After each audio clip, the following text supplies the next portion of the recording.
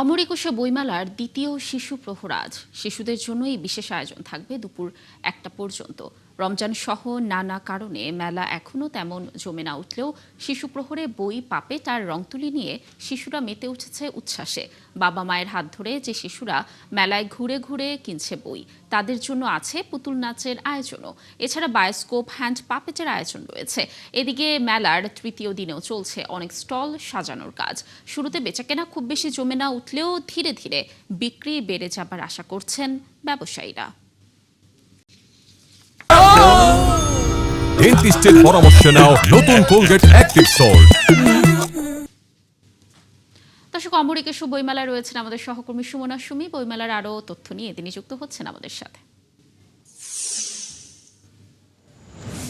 সুমনা সুমি, আজ তো শিশু প্রহরের দ্বিতীয় দিন। শিশু প্রহরে আসা শিশুদের উচ্ছ্বাস কেমন দেখছেন? অভিভাবকরা তো তাদের নিয়ে আসছেন, অভিভাবকরাই বা কি বলছেন বইমেলাকে নিয়ে, জানাবেন বিস্তারিত।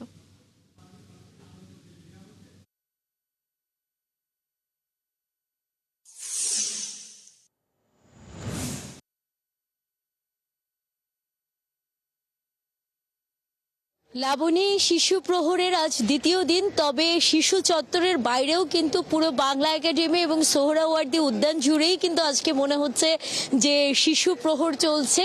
আর সেখানে কিন্তু অভিভাবকরা বলছেন যে তারা রমজান মাসে ভোররাত্রে সেহরির পরও শিশুদের নিয়ে এসেছেন, কারণ ডিভাইসের এই সময় কোনো একটি অনুষ্ঠান এবং বইয়ের সাথে সংযুক্তি মানে তাদের শিশুরা কিন্তু জীবনকে উপভোগ করতে পারবে, জানতে পারবে।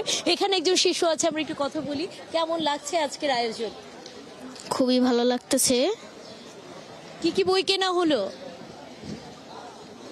হাদির বই কিনতে চেয়েছিলাম কিন্তু শেষ হয়ে গেছে।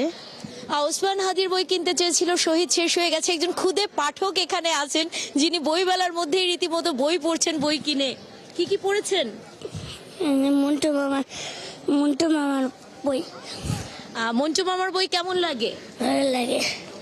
তাকে দেখা গেছে বইয়ের মধ্যেই পড়তে। এবং আমরা যদি একটু তার বাবার কাছে যাই, তিনি কিভাবে তার সন্তানকে বই পড়াচ্ছে আমরা। সুমি, ধন্যবাদ আমাদের সাথে যুক্ত থাকার জন্য। দর্শক, বইমেলার শিশু প্রহরের তথ্য জানাচ্ছিলেন আমাদের সহকর্মী সুমনা সুমি।